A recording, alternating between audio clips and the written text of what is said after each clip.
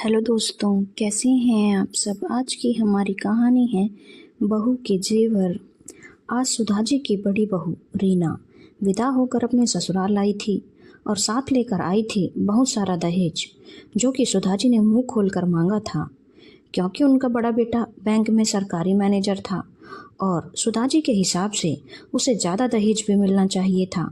सुधा जी ने दहेज में घर के सारे सामान जैसे टीवी, फ्रिज, वॉशिंग मशीन वगैरह जितना कुछ भी होता है और साथ में ढेर सारे जेवर भी मांगे थे। रीना बहुत खुश थी। उसे लग रहा था कि उसकी शादी बहुत अच्छे से हुई है। उसका पति इतना अच्छा कमाता है, माता पिता ने भी उसे इतना कुछ दिया है, उसे ज़िंदगी में कभी किसी बात की कोई कमी नहीं होगी।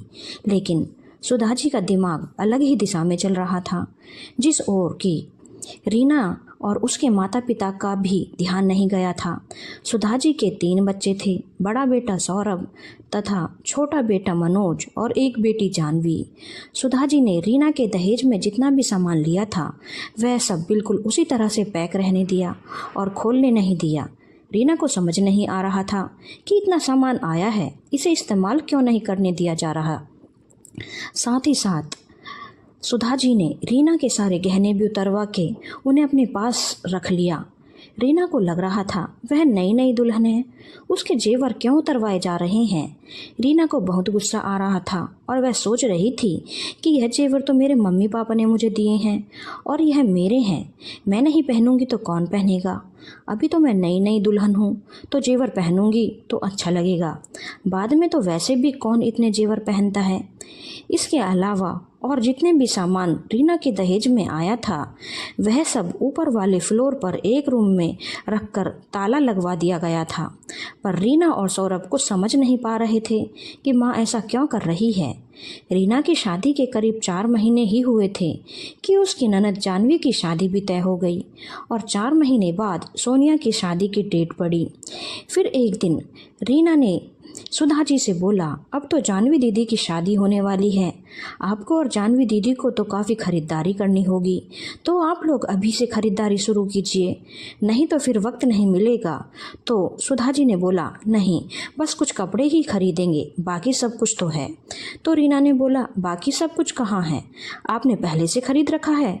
तो सुधा जी ने बोला, नहीं, तुम्हारे दहेज में इतना कुछ आया है, वह सब मैं जानवी को दे दूंगी, फालतू में नया खरीद कर क्या फ़ायदा, हमारे घर के पैसे ही जाएंगे। जब सामान घर पर पड़ा हुआ है, जेवर पड़े हुए हैं, महंगी साड़ियाँ पड़ी हुई हैं और सब की सब नई हैं, कुछ ही महीने पहले ही तो आई हैं, तो फिर नया सामान क्यों खरीदना। यह सुनकर रीना को जोर का झटका लग गया। उसने बोला, वह सब तो मेरा सामान है। तो सुधा जी ने बोला, यह मेरा तुम्हारा क्या होता है, जानवी तुम्हारी ननद है, उसकी शादी की जिम्मेदारी जितनी मेरी है उतनी ही तुम्हारी और सौरभ की भी है। क्या तुम अपनी ननद को उसकी शादी में अपना सामान नहीं दे सकती? क्या तुम चाहती हो तुम्हारी ननद की शादी ठीक ठाक से ना हो? रीना ने बोला, थोड़ा बहुत सामान तो ठीक है, लेकिन सारा का सामान, मेरी साड़ियाँ, मेरे जेवर, मैं यह कैसे दे दूँ? मैं अपनी पसंद से सारे जेवर बनवाए हैं और सारी साड़ियाँ ली हैं। और क्या आज के ज़माने में जेवर बनवाना क्या आसान है? लाखों के जेवर हैं, मेरे माँ बाप ने अपने अपनी मेहनत की जमा पूंजी लगाई है, मैं उसे अपनी ननद को कैसे दे दूं? तो सुधा जी ने पूरे घर में बहुत हंगामा कर दिया कि देख लो कैसी बहू हमारे घर आई है, मेरा अपना कर रही है। सुधा जी के हंगामा करने के बाद जानवी, मनोज और रीना के ससुर ने भी रीना को बहुत कुछ उल्टा पुल्टा सुना दिया और बोला, बहुत ही स्वार्थी लड़की हमारे घर की बहू बनकर आ गई है। लेकिन रीना को अभी भी अपने सामान और जेवर देना मंजूर नहीं था और उसने सौरभ से बोला, मुझे नहीं पता, मुझे मेरे जेवर और सामान नहीं देना। सौरभ ने एक बार अपनी माँ से बात करने की कोशिश की, लेकिन उन्होंने उसे उल्टा ही डांट दिया, तू तो जोरू का गुलाम है, वह जो बोलेगी वही तो सुनेगा, नहीं है मेरे पास सोनिया की शादी में जेवर और कपड़े खरीदने के पैसे, तो मैं क्या बेटी की शादी ना करूं? सौरभ के पास माँ की बातों का कोई जवाब नहीं था। सौरभ के पिताजी ने सौरभ से बोला, बेटा तू चिंता क्यों कर रहा है, एक बार जानवी की शादी हो जाने दे। कुछ दिनों बाद जो हमारे हाथ में पैसे आ जाएंगे तो हम रीना के लिए जेवर बनवा देंगे और उसे जो सामान चाहिए वह भी दिलवा देंगे। अभी अपनी बहन की शादी ठीक ठाक से हो जाने दे, नहीं तो बहुत बड़ी मुसीबत आ जाएगी। सौरभ के पास अब कोई चारा नहीं था। वह रीना को मनाने चला गया। रीना ने सौरभ को बहुत खरी खोटी सुनाई और बोला कि एक तो सारे घर की जिम्मेदारी तुमने ले रखी है, तुम्हारा भाई कमाता है और रखता है, घर में 1 रुपया भी खर्च नहीं करता। माँ बाप हर टाइम यही रोना रोते हैं कि हमारे पास पैसे नहीं हैं। क्या जोड़ा है उन्होंने सारी जिंदगी कि अपनी बेटी की शादी के लिए उनके पास पैसे नहीं हैं और बहू का सामान देकर उसकी शादी की जा रही है। और जब तुम अपना सारा पैसा अपने परिवार पर ही खर्च कर रहे हो तो फिर कल को हमारा परिवार होगा तो तुम्हारे पास क्या जमा पूंजी रहेगी? और फिर तुम क्या मेरे लिए यह सारे जेवर बनवा पाओगे? मानो कल को हम अकेले भी रहें और सिर्फ हमारे परिवार की जिम्मेदारी हमारे ऊपर रहे, तब भी क्या हमारे और खर्चे नहीं होंगे जो तुम मुझे दोगे? क्या पता इतने जेवर बनवा कर दें उस वक्त तुम्हारी बेटी जिसकी शादी के लिए तुम्हें जेवर बनवाने पड़े, तब तुम अपनी बेटी के लिए जेवर बनवाओगे या बीवी के लिए? क्योंकि मेरे मम्मी पापा ने तो बचपन से ही मेरी शादी के जेवर बनवाने के लिए पैसे जोड़ रखे थे, जो कि हम भी जोड़ेंगे। लेकिन तुम्हारे माँ बाप का समझ में नहीं आता कि क्या उन्होंने अपनी बेटी की शादी के लिए कोई पैसे नहीं जोड़े? ऐसा कैसे हो सकता है? सौरभ ने बोला, मुझे कुछ नहीं पता, लेकिन अब मैं मम्मी पापा से बहस नहीं कर सकता। ऊपर से जानवी और मनोज भी उल्टी सीधी बातें कर रहे हैं। उन्हें लग रहा है हम जानवी की शादी नहीं होने देना चाहते। मैं मजबूर हूँ, तुम्हें अपने जेवर देने ही पड़ेंगे और रीना को ना चाहते हुए भी अपने दहेज का सारा सामान और अपनी महंगी साड़ियाँ और जेवर अपनी ननद जानवी को देने पड़े। और जानवी रीना का सारा सामान लेकर अपने ससुराल विदा हो गई। रीना अंदर से रो रही थी पर वह कुछ नहीं कर पा रही थी। उसका सारा गुस्सा सौरभ पर निकल रहा था। लेकिन घर के बाकी लोग बहुत खुश थे कि बहुत कम पैसों में जानवी की शादी निमट गई, क्योंकि सब कुछ तो उन्हें कराया मिल गया था। जानवी की शादी के करीब 1 साल बाद उसके देवर मनोज की शादी हुई। मनोज की बीवी भी अपने साथ अच्छा खासा जेवर, कपड़ा और सामान लेकर आई थी, जिसे देखकर रीना को बहुत गुस्सा आ रहा था, क्योंकि रीना के पास तो कुछ भी नहीं बचा था। जब भी कोई त्योहार आता तो रीना की देवरानी शालू अपने भारी भरकम जेवर पहनकर पूरे घर में घूमती रहती और शालू के पास जेवर के नाम पर बस गले में पड़ा एक मंगलसूत्र था। रीना ने 1-2 बार अपने ससुर जी से जेवर बनवाने की बात की थी, लेकिन उन्होंने टाल दिया। देवरानी के आ जाने के बाद से रीना और देवरानी में खटर पटर थी, इसीलिए सुधा जी ने दोनों को अलग अलग फ्लोर में कर दिया और बोला, अपना बनाओ अपना खाओ और लड़ाई झगड़ा मत करो। सुधा जी रीना और सौरभ के साथ रहती थी, क्योंकि उन्हें पता था शालू और मनोज बहुत तेज और मुंहफट हैं और वह उनकी और उनके पति की कोई सेवा नहीं करने वाले। शालू अपना सारा सामान, दहेज का नया सामान लेकर अलग हो गई थी और अपना अच्छा खासा घर संसार बसा लिया था। और रीना के पास अपने ससुराल का पुराना टूटा फूटा सामान था और सास ससुर की जिम्मेदारी भी। इसके कुछ दिन बाद करवा चौथ का त्यौहार पड़ा। जानवी भी अपने मायके आई हुई थी। त्योहार के दिन जानवी और शालू ने अपने अपने भारी जेवर पहने और भारी साड़ियाँ पहनी। रीना के सामने जानवी उसी के जेवर पहनकर चहक रही थी और शालू ने भी काफ़ी भारी जेवर डाल रखे थे। रीना के पास जेवर के नाम पर कुछ भी नहीं था। अब तो रीना की आंखों में आंसू आ गए और उसने घर में बहुत हंगामा किया और बोला, मुझे कुछ नहीं पता, मेरे सामने ही मेरी ननद मेरे ही जेवर पहनकर घूम रही है और मेरे ही पास जेवर नहीं है। क्या मैं इस घर की बहू नहीं हूँ? एक बहू जेवरों से लदी हुई है और एक बहू के पास कुछ भी नहीं। तो शालू ने बोला, आपके पास जेवर नहीं है तो आप मुझसे जल रही हैं। आपके पास जेवर नहीं है तो खरीद लीजिए, मेरे जेवर मैं आपको थोड़ी ना दे दूंगी। तो रीना ने बोला, अच्छा तो मेरे जेवर कहाँ गए? तुम्हें कुछ पता भी है? यह जो हमारी ननद जानवी है ना, इसने जो जेवर पहन रखे हैं वह मेरे जेवर हैं, जो कि मम्मी जी ने ज़बरदस्ती मुझसे लेकर उनकी शादी में उन्हें दे दिए थे। तो अब मुझे मेरे जेवर चाहिए, क्योंकि उस वक्त मम्मी पापा ने यही बोला था कि बाद में पैसे होंगे तो हम तुम्हें जेवर बनवा कर दे देंगे। अब मुझे जेवर चाहिए। आज रीना किसी की नहीं सुनने वाली थी। उसने बोला, अगर आपके पास पैसे नहीं हैं तो आप जानिए, आपकी बेटी की जिम्मेदारी मेरी नहीं थी जो मेरे सारे जेवर ले लिए। मुझसे और मेरे जेवर चाहिए, नहीं तो मैं बहुत बड़ा बवाल मचाऊंगी और सारे समाज को बुलाकर इस बारे में फैसला करवाऊंगी। रीना के सास ससुर को लगा कि बात कहीं कुछ ज़्यादा ना बढ़ जाए, तो उन्होंने बोला कि ठीक है, हम तुम्हें 2-4 जेवर बनवा तो देंगे।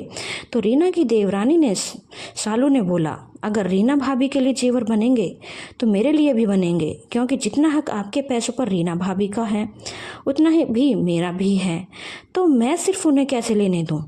तो सौरभ ने बोला, तुम्हें शायद पता नहीं, रीना ने अपने सारे जेवर जानवी को दे दिए थे और मम्मी पापा ने उस वक्त बोला था कि वह बाद में बनवा देंगे। और जब रीना ने अपने मायके के जेवर अपनी ननद को दे दिए तो मम्मी पापा का फर्ज बनता है रीना को जेवर देने का। नहीं, मम्मी पापा के पैसों पर जितना हक आपका है उतना हक मेरा भी है। यह आपकी बेवकूफ़ी थी कि आपने अपनी पत्नी का जेवर अपनी बहन को उठाकर दे दिया। तो आपकी बेवकूफ़ी की सज़ा मैं क्या भुगतूं? अगर भाभी के जेवर बनेंगे तो मेरी बीवी के लिए भी जेवर बनेंगे। मैं इतना पागल नहीं हूँ कि मम्मी पापा के पैसों में से सिर्फ आपकी बीवी के लिए जेवर बनने दूँ। ये आपकी बेवकूफ़ी थी कि आपने भाभी के जेवर बहन को दे दिए। मनोज बोला। सौरभ ने फिर बोला, उस वक्त तो तुम और जानवी बड़ी बड़ी बातें कर रहे थे। तो मनोज ने कहा, तो हम तो बोलेंगे ही, यह तो आपको सोचना था कि आपको क्या करना है। भाभी आपकी बीवी थी तो उनके बारे में आपको सोचना था, और कोई क्यों सोचेगा। आपकी जगह अगर मैं होता तो किसी भी कीमत पर अपनी बीवी के जेवर अपनी बहन को नहीं देने देता। जानवी की जिम्मेदारी मम्मी पापा की थी, आपने क्यों ली। अब मम्मी पापा भाभी के लिए जेवर बनवाएंगे तो मेरी बीवी के लिए भी चाहिए। मैं कुछ नहीं जानता, आपकी बीवी के जेवर छीन कर नहीं लिए गए थे, आप लोगों ने अपनी मर्जी से दिए थे। अब तो सौरभ और रीना के ऊपर गाज गिर गई। जो भाई बहन उसे उस वक्त समाज और जिम्मेदारी याद दिला रहे थे, आज इन्हें बेवकूफ़ बोल रहे हैं।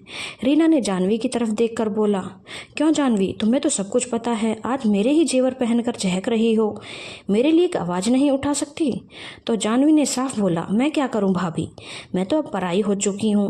यह सब मेरी शादी के पहले की बात है। अब तो मैं यहाँ मेहमान की तरह आती हूँ और मेहमान की तरह जाती हूँ, तो मैं इस घर के मामलों में क्या ही बोलूँ, आप लोग आपस में देख लो। रीना को समझ में आ चुका था कि यह सब आपस में मिले हुए हैं। वह चुपचाप अपने कमरे में चली गई। पीछे से सौरभ भी आया और बोला, रीना शांत हो जाओ, जो हो गया हो जाने दो, अब हम कुछ नहीं कर सकते। रीना ने बोला, क्यों, उस टाइम तो बड़ी बड़ी बातें कर रहे थे, मेरे बाप के मेहनत की कमाई के जेवर अपनी बहन की शादी में लुटा दिए। अब देख लो, अब तुम्हारे माँ बाप कितनी चालाकी दिखा रहे हैं, और तुम्हारे वह भाई बहन जो उस वक्त उल्टी सीधी बातें सुना रहे थे, अब उस भाई को भी हिस्सा चाहिए। सोच लो तुम कितने बड़े बेवकूफ़ हो, और अपनी बेवकूफ़ी में तुमने मेरे सारे जेवर निकलवा दिए। क्या तुम्हारी औकात है कि तुम मुझे जेवर बनवा कर दे सकोगे, वह भी इतने सारे जो मेरे माँ बाप के जीवन भर की जमा पूंजी से बने थे। क्या तुमने आज तक मुझे एक भी जेवर बनवा कर दिया है? नहीं ना, तो फिर किस हक से तुमने मेरे माँ बाप के दिए हुए जेवर मुझसे लिए थे? एक बार को अगर तुमने वह जेवर मुझे दे दिए होते तो मैं शायद कुछ भी ना बोलती, लेकिन वह जेवर तो मेरे माँ बाप ने दिए थे। सौरभ के पास रीना की बातों का कोई जवाब नहीं था। वह चुप हो गया, बोलता भी क्या। आज उसे अपनी बेवकूफ़ी और सीधेपन का एहसास हो रहा था कि उसके सीधेपन की वजह से कैसे उसके माँ बाप पर और भाई बहन ने उसे पूरी तरह से खाली कर दिया। रीना तमतमाती हुई रूम से बाहर निकल गई और बोली, मुझे मेरे जेवर वापस चाहिए। जानवी दीदी, मुझे मेरे सारे जेवर वापस कीजिए, मैं आपको कोई जेवर नहीं देने वाली। तो जानवी ने बोला, वाह भाभी, ये आपके जेवर कैसे हो गए? ये तो मेरी शादी में मुझे मिले हैं, मेरे मम्मी पापा ने मेरी शादी में दिए हैं। खबरदार जो मेरे जेवर को हाथ लगाया। रीना ने बोला, तो फिर मेरे जेवर कहाँ गए? तो जानवी ने बोला, आप जानिए और आपके पति और सास ससुर जाने, मुझे इससे क्या। रीना ने अपने सास ससुर की ओर देखा। उन्होंने बोला, देखो रीना, अब जेवरों को भूल जाओ, हम चाहकर भी तुम्हें जेवर बनवा कर नहीं दे सकते, क्योंकि हमारे पास इतने पैसे नहीं हैं, और शालू नहीं मानेगी, उसे भी जेवर चाहिए होंगे, तो मैं 2 लोगों के जेवर कैसे बनवाऊंगा? वैसे भी जेवरों का क्या करना है, लॉकर में पड़े तो रहते हैं। यह कहकर रीना के सास ससुर चुपचाप अपने कमरे में चले गए। रीना के देवर और देवरानी कुटिल मुस्कान मुस्कुरा मुस्कुराते हुए अपने कमरे में चले गए और जाह्नवी भी इठलाती हुई अपने कमरे में चली गई। किसी को कोई फर्क नहीं पड़ा था कि रीना के दिल पर क्या गुजर रही है। सौरभ के पास इतने पैसे नहीं थे कि वह फिर से इतने जेवर रीना के लिए बनवा देता, लेकिन उसे आज पता चल गया था कि हर औरत को जेवरों का शौक होता है और उसकी बेवकूफ़ी के कारण उसकी पत्नी के जेवर उसके हाथ से चले गए और वह मजबूर उसे देखता रहा था। धन्यवाद दोस्तों। अगर आपको कहानी अच्छी लगी हो तो चैनल को लाइक, शेयर और सब्सक्राइब करना ना भूलें।